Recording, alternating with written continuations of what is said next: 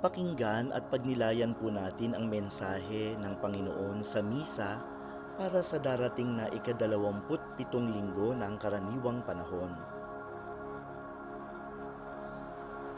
Ang mensahe.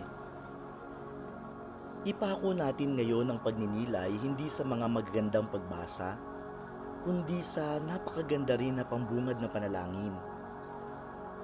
Ama naming makapangyarihan, ang iyong dakilang pagkamaawain ay nangingibabaw sa aming ginagawang kabutihan at idinadaing ng mga kahilingan.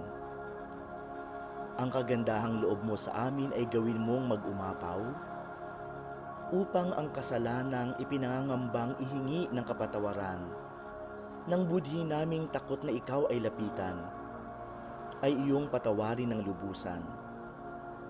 At ang ipinag-aalangan naming hilingin sa pagdarasal ay iyong pagbigyang aming makamtan.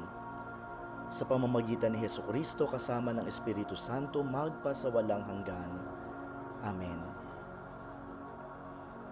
Isang manunulat ang nagsabi na ang panalangin ito ay nagpapakita sa atin ng malupit na kabutihang loob o awa ng Diyos. Sobrang lupit. Dahil sa simula pa lang inaamin natin na ang Diyos ay nag-uumapaw sa pagkamaawain at pagkamabuti. Maawain siya sa ating ginagawang kabutihan. Kahit aminin pa natin na hindi tayo laging tagumpay sa pagiging mabuti sa mundong ito, hindi ba? Tanggap niya yan. Ganon din sa ating mga kahilingan. Hindi ba ang dami at ang tatayog ng ating mga kahilingan? Subalit ang Diyos ay higit pa sa lahat ng inaasam ng ating puso. Maaari tayong maghangad ng pinakamataas na bagay, subalit ang makamit ang Panginoon ay higit sa lahat ng ito. Pagkatapos binabanggit ng panalangin ang kagandahang loob ng Diyos, ang kanyang dakilang habag at awa. Nag-uumapaw ang awa niya maging sa kasalanan na ikinatatakot o ikinakahiya nating ilapit sa Kanya.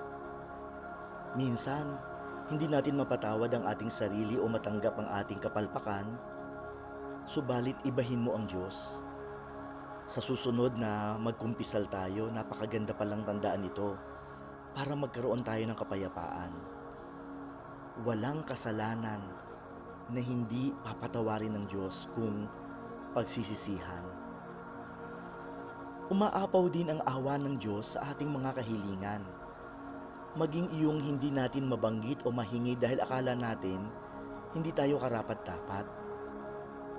Oo, humihingi tayo sa Diyos pero minsan, di ba, natitigilan tayo dahil baka imposible o hindi para sa atin yung hinihingi natin.